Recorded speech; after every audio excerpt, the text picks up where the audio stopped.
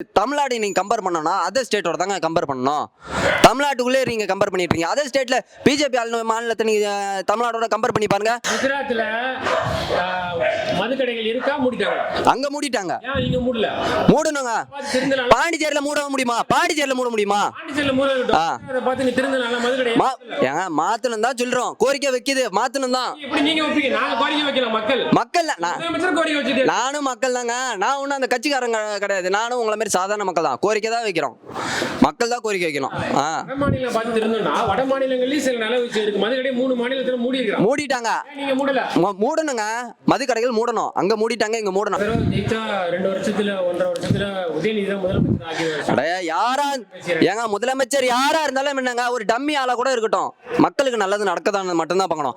எடப்பாடி பழனிசாமி முதலமைச்சரா இருக்கும்போது okay corona முதல்வர் வந்து மாஸ்க் போட்டுட்டு வீட்டுக்கு வெளில நின்று மதுக்கடையெல்லாம் மூடணும், யாரும் வெளில வரக்கூடாதுன்னு சொன்ன காலகட்டத்திலேயே கையில ஒரு போர்டை வச்சுட்டு மதுக்கடையெல்லாம் மூடுங்கன்னு சொல்லிட்டு நின்னாரு. ஓகே, இவர் ஆட்சிக்கு வந்து 5 வருஷம் முடிஞ்சிருச்சு. மதுக்கடையில மூடி இருக்காரா இல்ல அதிகப்படுத்திருக்காரா? மதுக்கடைன்றது டக்குன்னு உடனே எல்லாம் மூடிட முடியாதுங்க. கொஞ்சம் கொஞ்சமா தான் மூடணும். அதுக்கு ஒரு திட்டம் வச்சிருக்கணும். இன்னைக்கு மத சார்பு மதத்தை வச்சு எப்படி நடக்குது, வட மாநிலத்தில் எப்படி நடக்குதுன்னு நீங்க பாத்துக்கணும். இன்னைக்கு திருப்பரங்குன்றத்தை வச்சு எவ்வளவு பிரச்சனை பண்ணாங்க தெரியுமா? உங்களுக்கே தெரியுதா இல்லையா? அதை எப்படி ஹேண்டில் பண்ணாங்க? இதே வட மாநிலத்துல தான் எப்படி நடந்திருக்கும்? அவங்க என்டிஏ அலையன்ஸ் எப்படி நடத்திருப்பாங்க? நீங்களே யோசிச்சு பாருங்க. இன்னைக்கு அயோத்தி வந்து நீ இவ்வளவு பெருசா கட்டி வச்சிருக்காங்க. நாட்டுல வந்து மக்களுக்கு வந்து சரியான எஜுகேஷன் இல்ல, வட மாநிலத்துல எதுவுமே இல்ல. ஆனா ஒரு கோயில் முக்கியமா?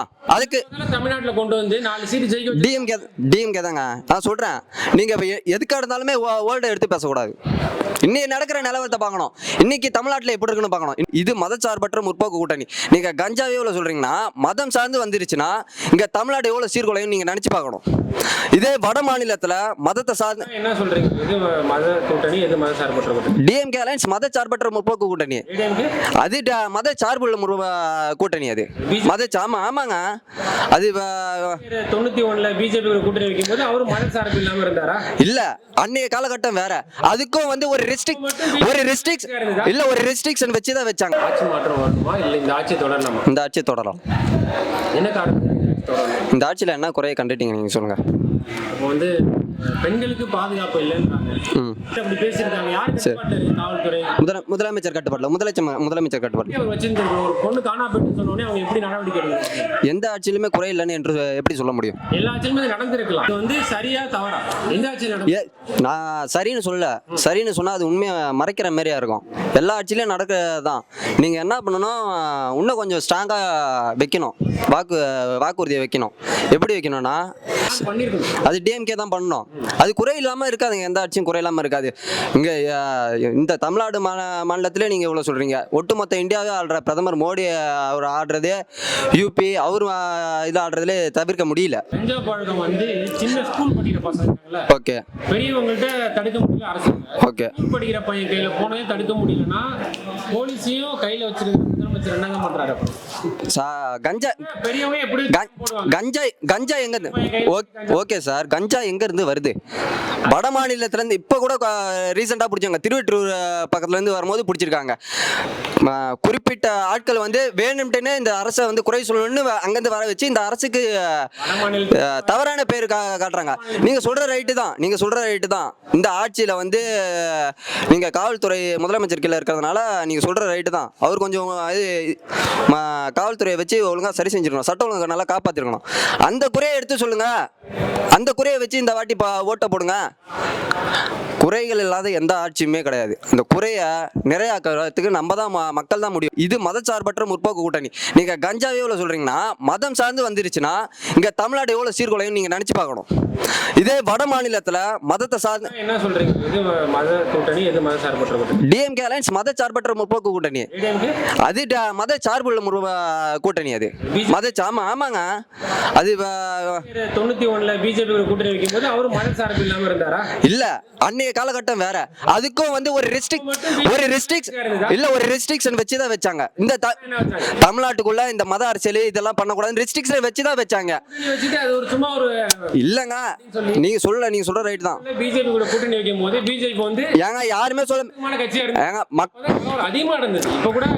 எந்த அரசியல் கட்சியும் வந்து முழுமையான எதிரி கிடையாது. அவங்க மாற்றத்துக்கு ஏற்ப சொல்றேன். பிஜேபி மதவாத கட்சி சொல்றீங்க. ஆமா, 90களில் தான் மத மதக்கால வரும் ஜாதி கலவரம் அதிகமா ஆமா நடந்தது. இந்த காலத்துல நடக்குதா?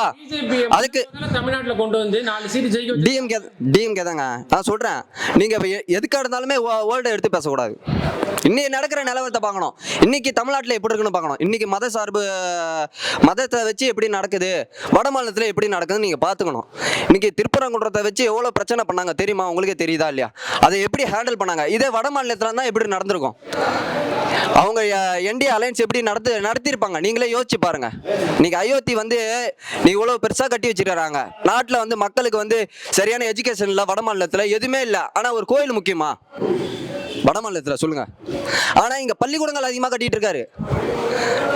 முன்னாள் முதல்வர் மு.க. ஸ்டாலின் பள்ளிக்கூடம் அதிகமாக கட்டிட்டு இருக்காரு. பள்ளிக்கூடத்தை சீரமைச்சுக்கிட்டு இருக்காரு. கல்விக்கு அதிகமாக நிதி ஒதுக்குறாரு. இதுவே வட மாநிலத்தில் சொல்றீங்க.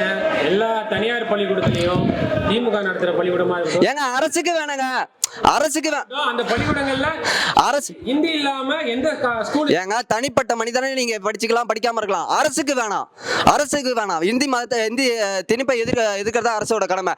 இதே மகாராஷ்டிரால எதிர்க்கிறாங்களா இல்லையா? கர்நாடகால எதிர்க்கிறாங்களா இல்லையா? தமிழ்நாடு தான் நீ குறிப்பிட்டு சொல்லுங்க. கர்நாடகால எதிர்க்கிறாங்களா இல்லையா? 12ஆம் வகுப்பு தமிழே படிக்காம வேற மொழியை எடுத்து படிச்சு பாஸ் பண்ணிட்டு போறாங்க இருக்கிறாங்க. அது வந்து அரசு தடுத்து தமிழே படிக்காம வேற மொழி எடுத்து இரண்டாவது மொழி அது அவங்களோட ஆப்ஷன்ங்க. தனியார் பள்ளிக்கூடங்கள்ல இருக்கு. தனியார் பள்ளிக்கூடத்துல அது ஒரு ஆப்ஷன். ஏங்க அது ஒரு ஆப்ஷன். எடப்பாடி பழனிசாமி முதலமைச்சரா இருக்கும்போது ஓகே கொரோனா முதல்வர் வந்து மாஸ்க் போட்டுட்டு வீட்டுக்கு வெளில நின்னு மது கடையெல்லாம் மூடணும், யாரும் வெளில வரக்கூடாதுன்னு சொன்ன காலகட்டத்திலேயே கையில ஒரு போர்டை வச்சுட்டு மது கடையெல்லாம் மூடுங்கன்னு சொல்லிட்டு நின்னாரு. ஓகே இவர் ஆட்சிக்கு வந்து 5 வருஷம் முடிஞ்சிருச்சு. மது கடையில மூடி இருக்காரா இல்ல அதிகப்படுத்திருக்காரா? மதுக்கடைன்றது டக்குன்னு உடனே எல்லாம் மூடிட முடியாதுங்க. கொஞ்சம் கொஞ்சமா தான் மூடணும். அதுக்கு ஒரு திட்டம் வச்சிருக்கணும். அந்த மக்கள் என்னங்க இதுவாகுது? மக்களுக்கு எங்க அறிவு போச்சு? யாரு குடிக்காம இருக்கிறா? முதல்ல மக்களை திருத்தணுங்க. மக்கள் விழிப்புணர்வு அடைஞ்சாதான், நான் தான் ஃபர்ஸ்ட்ல இருந்து சொல்லிடுவேன், மக்கள் விழிப்புணர்வு அடைஞ்சாதான் இது பண்ணும். கொஞ்சம் கொஞ்சமா தாங்க மூட முடியும். கொஞ்சம் கொஞ்சமா தான் மூட முடியும். கூட்டணி கட்சியில இருக்கிறவங்களே அதை எதிர்த்து போராட்டம் பண்றாங்களா இல்லையா? நீங்களே பாக்குறீங்களா இல்லையா? அப்ப டிஎம்கேல வந்து குறைகள் இருக்கு. தேர்தல் அறிக்கையில மதுக்கடையை மூடணும்னு என்ன ஒரு வார்த்தை சொல்லிருக்கீங்க? சொல்லல. அது ஏடிஎம்கே என்ன சொல்றாங்க? ஏடிஎம்கே கூட்டணியில அது வந்து சரியான கூட்டணியே இல்லன்னு சொல்லிட்டு. சரி ஓகே ஏங்க நீங்க தான் நம்பர் 1 முதலமைச்சர். சரி ஓகே மாற்றணுங்க. அதை மாற்றணும். அதை நான் வரவேற்கிறேன். நீங்க சொல்றது வரவேற்கிறேன். உதயநிதி மட்டும் திடீர்னு வளர்ச்சி எப்படி அசுர வளர்ச்சியா இருக்கு, மற்ற யாருக்குமே வளர்ச்சி இல்லையே. எப்படி டெப்டி சிஎம் ஆனதா? அது என்ன கருத்துல நீங்க சொல்றீங்க? அது மன்னராட்சியா? மன்னராட்சி முறை எல்லாம் அதை நோக்கி தானே வைக்கிறாங்க. மன்னர் அவரும் ஒரு தொகுதியில நின்று மக்களால் வாக்களிக்கப்பட்டு தானே அவர் வராரு. மக்களால் வாக்களிக்கப்பட்டவர் தான். நீங்க 100 பேருக்கு மேல ஜெயிச்சு ஆயிருக்கீங்க. அந்த 100 பேர்ல யாருக்குமே ஒரு தகுதி இல்லையா? இருக்கு. ஒரு வாய்ப்பு கொடுக்கல. அது வந்து நம்மளோட முதலமைச்சர் பதவி வந்து மக்கள் கொடுத்தாங்களா, நீங்க கொடுத்தீங்களா? அது வந்து நம்மளோட இது கிடையாது. அது அந்த கட்சியோட உட்கட்சி பிரச்சனை. அது அவங்க தான் கேள்வி கேட்கணும். அந்த கட்சியில இருக்க அமைச்சர்களோ, அந்த கட்சியில இருக்க தொண்டர்களோ, அந்த கட்சியில இருக்க உறுப்பினர்களோ, அந்த பொறுப்பாளர்களோ அவங்க தான் பேச முடியணும். அது மக்கள் வந்து நீங்க தான் முதலமைச்சர் ஆகணும். அது மக்கள் முடிவு எடுக்க முடியாதுங்க. அது அந்த உட்கட்சி பிரச்சனை. மக்களால ஓட்டு போட்டு எம்எல்ஏ தான் ஆக முடியும். முடியாது. அது அதுக்குன்னு சட்டம் ஒன்றும் வரையறுக்கப்படவில்லையே. 2 வருஷத்துல 1.5 வருஷத்துல உதயநிதி தான் முதலமைச்சர் யாரா ஏங்க முதலமைச்சர் யாரா இருந்தாலும் என்னங்க, ஒரு டம்மி ஆளா கூட இருக்கட்டும், மக்களுக்கு நல்லது நடக்கதான் மட்டும்தான் பார்க்கணும். அது நல்லது இல்லைன்னா அடுத்த வருஷத்துல தூக்கி அணிச்சிட்டு போட்டோம். அது மக்கள்கிட்ட இருக்குது. அது நீங்களும் தனிப்பட்ட முடிவு கருத்து கிடையாது. அது மக்கள் தான் முடிவு செய்யணும்.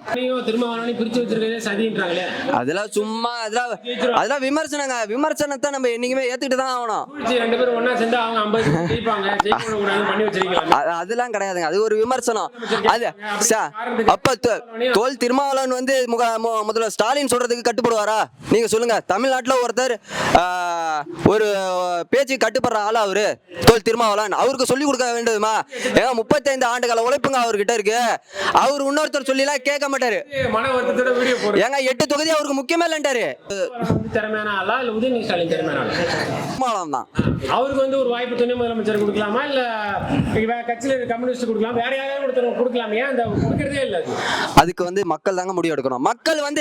மக்கள் எப்படிங்க முடிவு எடுக்கணும்? நீங்க சொல்றீங்க, அசால்ட்டா சொல்லிடுறீங்க. போன தடவை அவர் ஓட்டு தான் ஜெயிச்சிங்க 5000 ஓட்டு 10000 ஓட்டு வித்தியாசத்துல. உங்களுக்கு சொல்றது புரிஞ்சுதா இல்லையா? இந்த ஊர் தெருவும் சரி என்னைக்கு ஒன்று சேருதோ அன்னைக்கு நீங்க சொல்றதெல்லாம் நடக்கும். அதுக்காக தான் வழிவகை பண்ணிட்டு இருக்காரு. அரசியல்வாதி ஏற்றம்னு சொல்றாங்களே. யார் அரசியல்வாதிங்க இல்லைங்க, மக்களுங்க. இப்ப ஒரு ஊர் தெருவும் சரியும் பிரிஞ்சு இருக்கிறது மக்களால தாங்க. மக்கள் தானே உள்ள வரக்கூடாது எல்லாம் சொல்றான். அரசியல்வாதியா நீ அங்க போகாத இங்க போதுன்னு சொல்றான். தமிழ்நாடு நீங்க கம்பேர் பண்ணணும்னா அதர் ஸ்டேட்டோட தாங்க கம்பேர் பண்ணணும். தமிழ்நாட்டுக்குள்ளே நீங்க கம்பேர் பண்ணிட்டு இருக்கீங்க. அதர் ஸ்டேட்ல பிஜேபி மாநிலத்தை நீங்க தமிழ்நாடோட கம்பேர் பண்ணி பாருங்க. குஜராத்ல மதுக்கடைகள் இருக்கா? மூடிட்டாங்க. அங்க மூடிட்டாங்க. ஏன் இங்க மூடல? மூடணுங்க. திருந்தனால பாண்டிச்சேரியில மூட முடியுமா? பாண்டிச்சேரியில மூட முடியுமா? பாண்டிச்சேரியில மூட விட்டோம். அதை பார்த்து நீ திருந்தனால மதுக்கடை ஏங்க மாத்தணும் தான் சொல்றோம். கோரிக்கை வைக்குது, மாத்தணும் தான். எப்படி நீங்க வைப்பீங்க? நாங்க கோரிக்கை வைக்கலாம். மக்கள் முதலமைச்சர் கோரிக்கை வச்சுட்டு நானும் மக்கள் தாங்க. நான் ஒன்றும் அந்த கட்சிக்காரங்க கிடையாது. நானும் உங்களை மாதிரி சாதாரண மக்கள் தான். கோரிக்கை தான் வைக்கிறோம். மக்கள் தான் கோரிக்கை வைக்கணும். வட மாநிலம் பார்த்து திருந்தோம்னா வட மாநிலங்கள்லயும் சில நல்ல விஷயம் இருக்கு. மதுக்கடை 3 மாநிலத்துல மூடி இருக்கிறாங்க. மூடிட்டாங்க. நீங்க மூடல. மூடணுங்க. மது கடைகள் மூடணும். அங்க மூடிட்டாங்க, இங்க மூடணும். சாதி சட்டியோட தூக்கி போட சாதி ஒழிஞ்சிடும் அப்படின்னுவாங்க. அந்த மாதிரி இருக்கு. மது கடை டக்குன்னு எடுத்தோன்னு மூடிட முடியும். மக்கள் தாங்க முடிவு எடுக்கணும். 19 எடப்பாடி பழனிசாமி முதலமைச்சரா இருக்கும்போது நீங்க தானே போராடுனீங்க. ஆமா. நீங்க ஆட்சி வந்து 5 வருஷம் ஆனதுல. ஆமா. முதல்வர் நீங்கன்னு சொல்லாதீங்க, முதல்வர்னு சொல்லுங்க. ஆமா. ஒரு 1000 கடை நான் மூடி இருக்கேன். நீங்க இந்த ஆட்சி முடியும் போது சொன்னீங்கன்னா செய்யறது காட்டுன்னு நான் சொல்லலாம். மூடணுங்க. அந்த கோரிக்கையை நான் அந்த கோரிக்கையை நானும் மக்கள் சார்பாக நானும் வைக்கிறேன். மது கடைகளை மூடணும்.